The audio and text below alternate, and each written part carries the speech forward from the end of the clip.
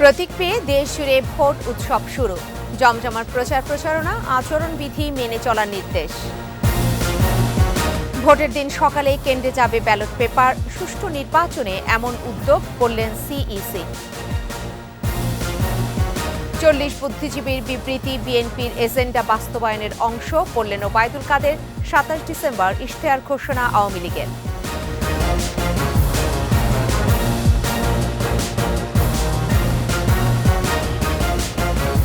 শুনছিলেন first security ইসলামী bank limited সংবাদ শিরোনাম। প্রত্যেককে আমন্ত্রণ জানাচ্ছি 21 দেশের সংবাদে। সাথে থাকছে আমি ফেরদৌসী আহমেদ। দর্শক, 21 টেলিভিশনের সংবাদ একই সাথে সরাসরি দেখতে পাবেন আমাদের ফেসবুক পেজ www.facebook.com/2124 অনলাইনে। দ্বাদশ জাতীয় সংসদ নির্বাচনে অংশ নেওয়া প্রার্থীদের প্রতীক বরাদ্দ দেওয়া হয়েছে। অনেকেই প্রতীক পেয়ে নেমেছেন প্রচারের মাঠে। যদিও প্রতীক বরাদ্দের আগেই প্রচারের কৌশল নিয়ে নিয়মিত বৈঠক আর সামাজিক যোগাযোগ মাধ্যমে সরব রয়েছেন প্রার্থীরা। ঘোষিত তফসিল অনুযায়ী নির্বাচনী প্রচার 18 ডিসেম্বর থেকে শুরু হয়ে চলবে 5 জানুয়ারি সকাল 8টা পর্যন্ত। আর 7 জানুয়ারি হবে দ্বাদশ সংসদ নির্বাচনের ভোট গ্রহণ। গত 15 নভেম্বর দ্বাদশ জাতীয় সংসদ নির্বাচনের তফসিল ঘোষণা করে নির্বাচন কমিশন। এরপর একে একে শেষ হয় প্রার্থীদের মনোনয়নপত্র দাখিল, বাছাই, আপিল দায়ের ও নিষ্পত্তি এবং প্রার্থিতা প্রত্যাহার কার্যক্রম। প্রথমবারের মতো ভোটের দিন সকালে কেন্দ্রে কেন্দ্রে যাচ্ছে ব্যালট পেপার। প্রধান নির্বাচন কমিশনার কাজী হাবিবুল আউয়াল বলছেন, দ্বাদশ জাতীয় সংসদ নির্বাচনকে স্বচ্ছ করতেই এমন উদ্যোগ। তার সাথে বৈঠক শেষে জাপানি রাষ্ট্রদূত জানান, নির্বাচন পর্যবেক্ষণে 16 জনের দল পাঠাবে জাপান। জানাচ্ছেন শিউরি শবনম। দুপুরে আগারগাঁও নির্বাচন ভবনে জাপানি রাষ্ট্রদূত ইওয়ামা কিমিনোরি ঘণ্টাব্যাপী বৈঠক করেন প্রধান নির্বাচন কমিশনার কাজী হাবিবুল আউয়ালের সাথে। পরে জাপানি রাষ্ট্রদূত জানান, আসন্ন সংসদ নির্বাচন পর্যবেক্ষণে 16 জনের দল পাঠাবে তার দেশ। In total, we have registered 16 people, but not the 16 from Japan, but 3 people from Japan and other supporting staff was registered, our embassy staff. CEC বলেন, অবাধ, সুষ্ঠু ও নিরপেক্ষ নির্বাচন নিশ্চিতে জোর দিচ্ছে নির্বাচন কমিশন। স্বস্তি বা অস্বস্তির কিছু নেই। সরকার ও প্রশাসনের সহায়তা নিয়ে শান্তিপূর্ণ নির্বাচন করতে চান তারা। বহির্বিশ্ব নির্বাচনটা একটা ভালো গ্রহণযোগ্যতা পাক, সেই প্রত্যাশা সকলের মতো আমাদেরও আছে। ফ্রি, ফেয়ার এবং পিসফুল, এই 3টা জিনিসের উপর খুব আমরা জোর দিচ্ছি। এদিকে প্রথমবারের মতো ভোট কেন্দ্রে ভোটের দিন সকালে ব্যালট পেপার পাঠানোর সিদ্ধান্ত নিয়েছে কমিশন। প্রত্যন্ত ও দুর্গম যেসব এলাকায় ভোটের দিন সকালে পাঠানো যাবে না, সেসব স্থানে পুলিশ প্রশাসনের সাথে পরামর্শ করে সিদ্ধান্ত নেবেন রিটার্নিং কর্মকর্তা। এতে নির্বাচনের স্বচ্ছতা প্রশ্নে কোনো সন্দেহ থাকলে তা দূর হবে বলে মনে করছে ইসি। যতদূর সম্ভব ব্যালট পেপারগুলো ভোটের দিন সকালে যাবে এবং ব্যালট বক্সগুলো 2-4 দিন আগেই যাবে, সেগুলো স্বচ্ছ থাকবে। আমরা আগেই বলেছি সেগুলো সবাই দেখে নিতে হবে। পোলিং এজেন্ট থাকতেই হবে। যে ফেয়ারনেস নিয়ে যদি কোনো সংশয় থাকে, সেই সংশয়ে হয়তো কিছুটা হ্রাসপ্রাপ্ত হবে। দেশে ও বহির্বিশ্বে গ্রহণযোগ্য নির্বাচন হবে বলেও আশাবাদী সিইসি। শিউলি শবনম, 21 টেলিভিশন, ঢাকা। প্রতীক পেয়েই দেশ জুড়ে ভোটের মাঠে নেমে পড়েছেন প্রার্থীরা। প্রথম দিনই জমজমাট দ্বাদশ সংসদ নির্বাচনের প্রচার প্রচারণা। ভোটের পরিবেশ নিয়ে সন্তুষ্ট প্রার্থীরা। আচরণবিধি মেনে চলার নির্দেশনা রিটার্নিং কর্মকর্তাদের। প্রতিনিধিদের সহায়তায় জানাচ্ছেন খুরশিদ আলম মুকুল। প্রতীক পেয়েই আনুষ্ঠানিক প্রচারণা শুরু করেছেন চট্টগ্রামে 16টি আসনের 120 জন প্রার্থী। আওয়ামী লীগ 5 ও 8 নম্বর আসন মিত্রদের ছাড়াই নেই নৌকার প্রার্থী। যশোরের 6 আসনে আওয়ামী লীগ ও জাতীয় পার্টি সহ 10 দলের 31 জন প্রার্থীর মধ্যে প্রতীক বরাদ্দ দেওয়া হয়েছে। প্রচারণায় মাঠে নেমে পড়েছেন তারাও। রাজশাহীর 6 আসনে স্বতন্ত্র প্রার্থী চিত্রনায়িকা মাহিয়া মাহির ফ্রাক সহ প্রতীক বরাদ্দ পেয়েছেন 38 জন প্রার্থী। জয়ে আশাবাদী সবাই। প্রার্থী সমর্থকদের ভিড়ে দিনভর জমজমাট ছিল বরিশাল জেলা প্রশাসকের কার্যালয়। প্রতীক বরাদ্দ দেওয়া হয় জেলার 6 আসনের 35 জন প্রার্থীকে। সিলেটে সকাল থেকেই প্রতীক বরাদ্দ নিতে আসেন ৬ আসনের ৩৩ জন প্রার্থী। প্রতীক পেয়েই প্রচারণায় নামেন আওয়ামী লীগ প্রার্থী পররাষ্ট্রমন্ত্রী ডক্টর আব্দুল মোমেনের সমর্থকরা। জমজমাট প্রচারণা শুরু রংপুরের ৬ আসনের ৩৬ প্রার্থীরও। জনগণের ভোটেই আস্থা তাদের। নোয়াখালী ৫-এ আওয়ামী লীগ প্রার্থী ওবায়দুল কাদের সহ ৬টি আসনের বিভিন্ন দল ও স্বতন্ত্র ৩৬ জন প্রার্থীও প্রতীক পেয়েছেন। কক্সবাজারের ৪টি আসনে প্রতীক পেয়েছেন ২৪ জন প্রার্থী। মাগুরা ১ আসনে আওয়ামী লীগ প্রার্থী ক্রিকেটার সাকিব আল হাসান নৌকা প্রতীক নিয়ে রিটার্নিং কর্মকর্তার কার্যালয় থেকেই শুরু করেন প্রচারণা। নারায়ণগঞ্জের ৫টি আসনে লড়বেন ৩৪ জন প্রার্থী। প্রতীক পেয়ে ভোটারদের কেন্দ্রে আসার আহ্বান তাদের। প্রতীক পেয়েছে নরসিংদীর ৫ আসনের ৩৩ জন প্রার্থী। জয়ের ব্যাপারে আশা সবার। ভোলায় ৪টি আসনে আওয়ামী লীগের তোফায়েল আহমেদ ও নুরুন্নবী শাওন সহ ১৬ জন প্রার্থী প্রতীক নিয়েই শুরু করেছেন প্রচারণা। ব্রাহ্মণবাড়িয়া, ফরিদপুর, চাঁদপুর, গাজীপুর, জয়পুরহাট, হবিগঞ্জ, পাবনা, সিরাজগঞ্জ, কিশোরগঞ্জ, কুড়িগ্রাম, জামালপুর, নেত্রকোনা, নওগাঁ, চুয়াডাঙ্গা, বাগেরহাট, বান্দরবান, খাগড়াছড়িতেও প্রতীক বরাদ্দের পর জমে উঠেছে ভোটের মাঠ। খুরশিদ আলম মুকুল, ২১শে টেলিভিশন। দ্বাদশ জাতীয় সংসদ নির্বাচন নিয়ে ৪০ বুদ্ধিজীবীর বিবৃতির সমালোচনা করেছে আওয়ামী লীগ। ২৭টি দল ও স্বতন্ত্র প্রার্থীদের নিয়ে উৎসবমুখর ভোট যুদ্ধে নামার সর্বাত্মক প্রস্তুতি চলছে বলেও জানিয়েছেন দলের সাধারণ সম্পাদক ওবায়দুল কাদের। মোহাম্মদ কবিরের প্রতিবেদন।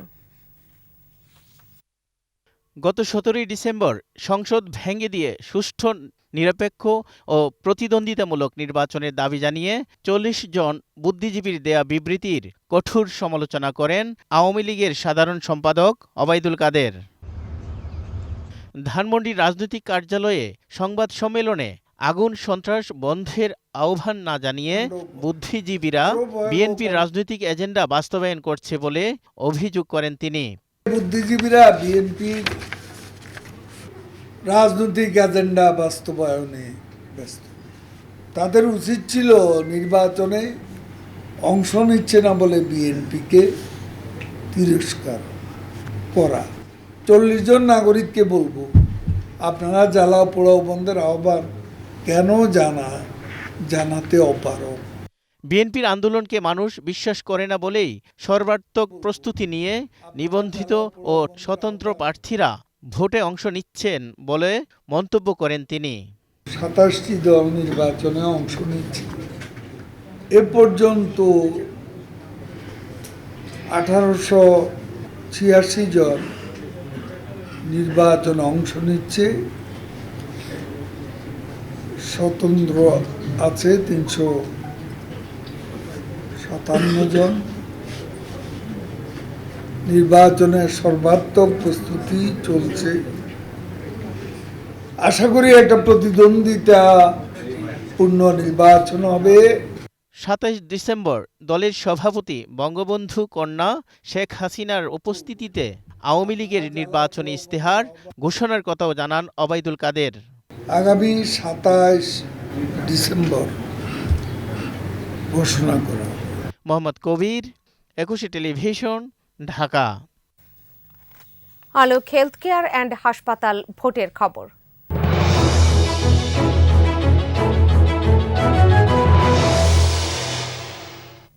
পদ্মাপাড়ের জেলার রাজবাড়ী সরগরম ভোটের ডামাডোলে। জেলার ২টি আসনে এখন আওয়ামী লীগের দখলে। এবারও আসন ধরে রাখতে চায় দলটি। তবে রাজবাড়ী ১ আসনে নৌকার প্রার্থীকে চ্যালেঞ্জ জানাচ্ছে জাতীয় পার্টি। আর ২ আসনে আওয়ামী লীগের প্রতিদ্বন্দ্বী জাসদ।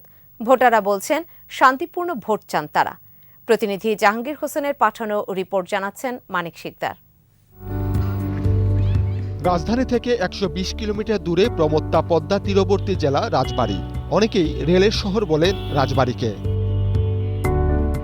গত ১.৫ দশকে বদলে গেছে এ জেলার চিত্র। জেলা শহরে ৪ কিলোমিটার ফোরলেন সড়কে যানজট কমেছে। ঢাকা, খুলনা, রাজবাড়ী, কুষ্টিয়া, রাজবাড়ী, ফরিদপুর, রাজবাড়ী, ধাওয়াপাড়া ঘাট মহাসড়ক ও আঞ্চলিক মহাসড়ক যোগাযোগ সহজ করেছে। এখন প্রত্যন্ত অঞ্চলে চলে গেছে পাকা সড়ক, ফলে জেলার কৃষি অর্থনীতিও গতি পেয়েছে। দ্বাদশ জাতীয় সংসদ নির্বাচনের দিন ঘনিয়ে আসার সাথে সাথে আড্ডার আলোচনার মূল বিষয় হয়ে দাঁড়িয়েছে ভোটের রাজনীতি। ভোটাররা শান্তিপূর্ণভাবে কেন্দ্রে গিয়ে ভোট দিতে চান। আগামী দিনের এমপির কাছে উন্নত আধুনিক রাজবাড়ির প্রত্যাশা তাদের। বিভিন্ন জেলাতে বিশ্ববিদ্যালয় হয়েছে, রাজবাড়িতে একটা বিশ্ববিদ্যালয় প্রয়োজন। স্বাস্থ্যসেবা কেন্দ্রটা আরও উন্নত হোক, যুব সমাজের আরও উন্নত হোক এবং দলবল নির্বিশেষে যে দলই ক্ষমতায় আসুক তারা নিঃস্বার্থভাবে কাজ করুক। কালোবাজারি, কালো টাকা বা অর্থের লেনদেনের মধ্যে যেন কেউ ভোট না করে থাকে। গণতান্ত্রিক দেশে গণতান্ত্রিক অধিকার বলে আমরা চাই যে একটা সুষ্ঠু সুন্দর নির্বাচন হোক। আমাদের উন্নয়ন যে ভালো করবে, আমাদের যাতায়াত মানে যে ভালো করবে, আমরা সংসদে দেখতে চাই। জেলা শহর ও গোয়ালন্দ উপজেলা নিয়ে রাজবাড়ী 1 আসনে বর্তমান এমপি কাজী কেরামত আলী এবারও নৌকার প্রার্থী। এই আসনে লড়ছেন জাতীয় পার্টির খন্দকার হাবিবুর রহমান বাচ্চু। পাংশা, বালিয়াকান্দি ও কালুখালী উপজেলা নিয়ে রাজবাড়ী 2 আসনে বর্তমান এমপি মোহাম্মদ জিল্লুর হাকিমের উপর এবারও আস্থা রেখেছে আওয়ামী লীগ।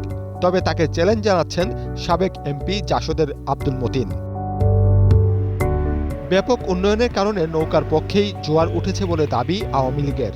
যেভাবে আমরা কাজ করছি ইনশাল্লাহ আমরা মনে করি এখানে 7 জানুয়ারিতে আমরা ইনশাল্লাহ ভালো রেজাল্ট আসবে। তবে লড়াই করতে চায় জাতীয় পার্টি। গ্রাম গঞ্জে মাঠে সব জায়গায় একটি কথা, দীর্ঘদিন আমরা লাঙল দেখিনি, লাঙল প্রতীককে আমরা এবার পেয়েছি, আমরা লাঙলে ভোট দেব। নির্বাচন সুষ্ঠু হয়, নিরপেক্ষ হয়, তাহলে অবশ্যই আমরা রাজবাড়ী 1 আসনে বিজয়ী হব এই আশা রাখি। 2টি আসনে 9,32,499 জন ভোটার আগামী 7 জানুয়ারি ভোট দিয়ে তাদের পছন্দের জনপ্রতিনিধি নির্বাচন করে সংসদে পাঠাবেন। মানিক শিকদার, 21 টেলিভিশন। বিরতি, যখন ফিরছি তখন থাকছে। খাগড়াছড়িতে পর্যটকবাহী গাড়িতে দুর্বৃত্তদের গুলি, যানবাহন ভাঙচুর। দেখছেন 21 দেশের সংবাদ। চিনির দাম যাতে আর না বাড়ে সে ব্যাপারে পদক্ষেপ নেওয়া হবে বলে জানালেন বাণিজ্যমন্ত্রী টিপু মুনশি। দুপুরে রিটার্নিং কর্মকর্তার কার্যালয়ে প্রতীক বরাদ্দ নিয়ে সাংবাদিকদের প্রশ্নে তিনি এমন মন্তব্য করেন। চাহিদার বেশিরভাগ চিনি আমদানি করতে হয় জানিয়ে মন্ত্রী বলেন, ডলারের দাম বাড়লে চিনির দামও বেড়ে যায়। রমজান উপলক্ষে টিসিবির মাধ্যমে ন্যায্য মূল্যে চিনি বিক্রি করা হবে বলে জানান তিনি।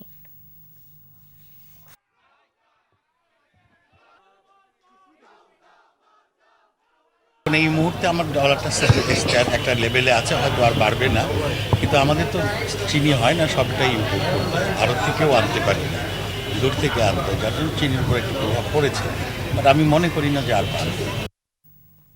সড়কপথে গাইবান্ধা ও কুড়িগ্রামকে যুক্ত করতে তিস্তা সেতুর নির্মাণ কাজ শেষের পথে। নদী ভাঙন থেকে রক্ষা পাবার পাশাপাশি অর্থনৈতিক সমৃদ্ধির স্বপ্ন পূরণের সম্ভাবনায় উচ্ছ্বসিত তিস্তার 2 পারের মানুষ। গাইবান্ধা প্রতিনিধি আফরোজা লুনার প্রতিবেদন, জানাচ্ছেন খুরশিদ আলম মুকুল। গাইবান্ধার সুন্দরগঞ্জের হরিপুর থেকে কুড়িগ্রামের চিলমারি পর্যন্ত তিস্তা নদীর বুকে মাথা উঁচু করে দাঁড়াচ্ছে স্বপ্নের তিস্তা সেতু। দ্রুত গতিতে চলছে নির্মাণ কাজ, বদলে যাচ্ছে বিস্তীর্ণ জনপথের চিত্র। 730 কোটি 85 লাখ টাকা ব্যয়ে সেতুটি তৈরি করছে স্থানীয় সরকার প্রকৌশল বিভাগ। ইতিমধ্যে শেষ হয়েছে সেতুটির 80% কাজ। 31টি স্প্যানে গড়ে উঠছে প্রায় 1.5 কিলোমিটার দৈর্ঘ্যের সেতুটি। উভয় পাশে সংযোগ সড়ক নির্মিত হচ্ছে 86 কিলোমিটার। স্থায়ীভাবে নদী শাসন করা হচ্ছে প্রায় 3.5 কিলোমিটার। 2 পাশে 2 কিলোমিটার অ্যাপ্রোচ রোড রয়েছে, অ্যাপ্রোচ রোডের কাজ চলমান। এটা ছাড়াও এই প্রজেক্টের আওতায় আমাদের গাইবান্ধাতে 76 কিলোমিটার এবং কুড়িগ্রামে আরো 10 কিলোমিটার অ্যাক্সেস রোড রয়েছে। কুড়িগ্রাম, উলিপুর, নাগেশ্বরী, ভুরুঙ্গামারী ও চিলমারি থেকে সড়ক পথে ঢাকার সাথে 135 কিলোমিটার দূরত্ব কমাবে সেতুটি। দূরত্ব কমবে বিভাগীয় শহর রংপুরের সাথেও। সেতুটি চালু হলে পাল্টে যাবে এ অঞ্চলের মানুষের জীবনযাত্রা, ঘটবে অর্থনৈতিক উন্নয়ন। 5 ফিট যাব বা গাইবান্ধা যাব, খুব দ্রুত যেতে পারবো। আমাদের এপার থেকে ওই পারে যাইতে এই সর্বোচ্চ 7-8 মিনিট সময় লাগবে। অনেক উপকার আসছে, আমাদের আশা সেই থেকে এটাই আশা। দুপারের মানুষকে নদী ভাঙন থেকে রক্ষা করবে তিস্তা সেতু, করবে স্বাবলম্বীও। ঘাট পড়াশোনার লেখার ব্যাপক উন্নয়ন হচ্ছে। ব্যবসা খাত উন্নত হবে, রোগীপত্র নিয়ে যাওয়া খুব সমস্যা হইতো। এখন বর্তমান এই ব্রিজটা হওয়াতে আমাদের খুব সুবিধা হবে। 2021 সালে নির্মাণ শুরু হওয়া তিস্তা সেতু চলাচলের জন্য খুলে দেওয়া হবে আগামী বছরের জুনে। খুরশিদ আলম মুকুল, 21 টেলিভিশন। সীমান্তের শূন্যরেখায় অবস্থানের কারণে স্বাধীনতার 52 বছর পরও অরক্ষিত ব্রাহ্মণবাড়িয়ার আখাউড়া সোনারবাদী গণকবর। 250 জনেরও বেশি শহীদ মুক্তিযোদ্ধার শেষ শয্যা পড়ে আছে অযত্ন অবহেলায়। ব্রাহ্মণবাড়িয়া প্রতিনিধি মীর মোহাম্মদ শাহিনের তথ্যচিত্রে বাকিটা জানাচ্ছেন সমর ইসলাম। চারদিকে ঘন ঝোপঝাড় আর জঙ্গল দেখে কে বলবে ভারত বাংলাদেশ সীমান্তের এই স্থানে নীরব অভিমানী শুয়ে আছেন জাতির শ্রেষ্ঠ সন্তান শহীদ বীর মুক্তিযোদ্ধারা। 1971 সালে মহান মুক্তিযুদ্ধের সময় 3 নম্বর সেক্টরের অধীনে এই অঞ্চলে পাকিস্তানি বাহিনীর সাথে মুক্তিকামী বীর বাঙালির অনেকবার সম্মুখ যুদ্ধ হয়। শহীদ হন অসংখ্য মুক্তিযোদ্ধা, আবার অনেকে ভারতের পিজি হাসপাতালে চিকিৎসাধীন অবস্থায় মারা যান। 2 নম্বর সেক্টরের অধীন আখাউড়ার এই গ্রামে দখলদারদের অবস্থান শক্ত না থাকায় আখাউড়া আগরতলার শূন্যরেখায় সেনারবাদী গণকবরে শহীদ মুক্তিযোদ্ধাদের সমাহিত করা হতো, কিন্তু গণকবরটি সংরক্ষণ না করায় এখানে শায়িত অধিকাংশ মুক্তিযোদ্ধার পরিচয় মেলেনি। ওইখানের মধ্যে তুমুল মার হয়েছে এবং ওইখানের মধ্যে বহুত মানুষ হতাহত হয়েছে। ওই যারা হতাহত হয়েছে ওই তারা এখানে সব কবরস্থ করা হয়েছে। আর ওইখানে গণকবর প্রায় 200-300 মতন আছে আর কি। এখানে যে একটা মুক্তিযোদ্ধার একটা স্মৃতি তাহলে আমরা সবাই খুশি। সবাই এটা জানতে পারলো, দেখতে পারলো যে এখানে মুক্তিযোদ্ধারা অনেক মুক্তিযোদ্ধারা সমাধি দিয়েছে। ভারত বাংলাদেশের যৌথ উদ্যোগে গণকবরটি সংরক্ষণের দাবি বীর মুক্তিযোদ্ধা ও স্থানীয়দের। এ বিষয়ে সরকারের দৃষ্টি আকর্ষণের কথা জানান জেলা প্রশাসক। ভারতের সরকারের সাথে যোগাযোগ করে বা আমাদের যে ত্রিপুরা রাজ্য সরকার আছে তাদের সাথে যোগাযোগ করে এই গণকবরটাকে সংরক্ষণ যেন করা হয়। সংরক্ষণের বিষয়ে আমাদের বন্ধু প্রতিম রাষ্ট্র ভারত আমাদেরকে এই বিষয়ে সহযোগিতা করবে এবং হয়তো অদূর ভবিষ্যতে আমরা সেইখানে কোনো স্তম্ভ বা সংরক্ষণের উদ্যোগ নিতে পারব। মহান মুক্তিযুদ্ধের স্মৃতি রক্ষায় নিশ্চিহ্নের পথে থাকা গণকবরটি সংরক্ষণের দাবি সবার। সমর ইসলাম, 21 টেলিভিশন। মাদারীপুরে কালকিনিতে প্রধানমন্ত্রীর আগমন উপলক্ষে জনসভাস্থল পরিদর্শন করেছেন আওয়ামী লীগের প্রচার ও প্রকাশনা সম্পাদক এবং স্থানীয় সংসদ সদস্য ডক্টর আব্দুস সোবহান গোলাপ। দুপুরে সভাস্থল আবুল হোসেন বিশ্ববিদ্যালয় কলেজ মাঠ পরিদর্শন করেন তিনি। এ সময় এসএসএফ সহ বিভিন্ন আইনশৃঙ্খলা রক্ষা বাহিনী ও গোয়েন্দা সংস্থার সদস্যরাও ছিলেন। চলতি মাসের শেষ সপ্তাহে নির্বাচনী প্রচারণার অংশ হিসেবে প্রধানমন্ত্রী শেখ হাসিনা কালকিনি যাবেন বলে জানান আব্দুস সোবহান গোলাপ। চট্টগ্রাম সংবাদ।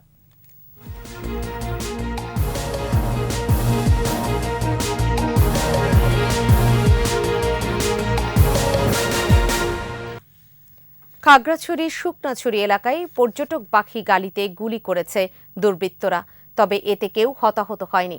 ভাঙচুর করা হয় কয়েকটি যানবাহন। পুলিশ জানায় সকাল 11:30টার দিকে দুর্বৃত্তরা পর্যটকবাহী গাড়ি লক্ষ্য করে 1 রাউন্ড গুলি ছোড়ে, তবে এ সময় কেউ হতাহত হননি। ঘটনার পর সেনাবাহিনী ও পুলিশ পর্যটক সহ গাড়িগুলো উদ্ধার করে সেনাবাহিনীর বাঘাইঘাট জোনে নিয়ে যায়।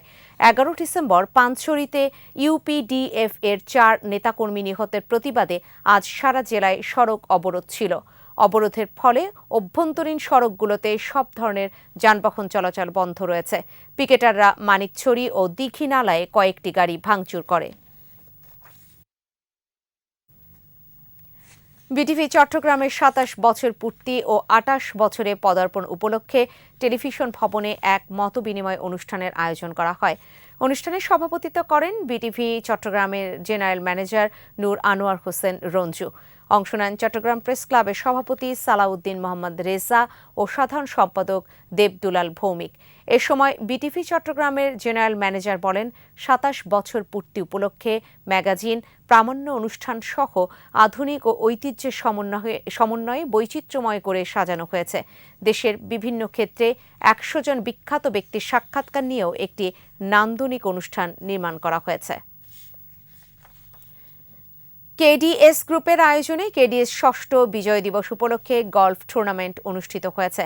চট্টগ্রামের area commander major general Mohammad Shakinul Haque বলেছেন, আঞ্চলিক পর্যায়ের এসব গলফ টুর্নামেন্ট জাতীয় পর্যায়ের প্রতিযোগিতায় গুরুত্বপূর্ণ ভূমিকা রাখবে।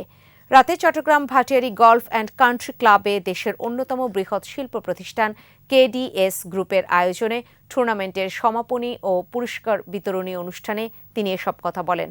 উপস্থিত ছিলেন কেডিএস গ্রুপের ব্যবস্থাপনা পরিচালক সেলিম রহমান। গলফ টুর্নামেন্টে 212 জন অংশ নেন।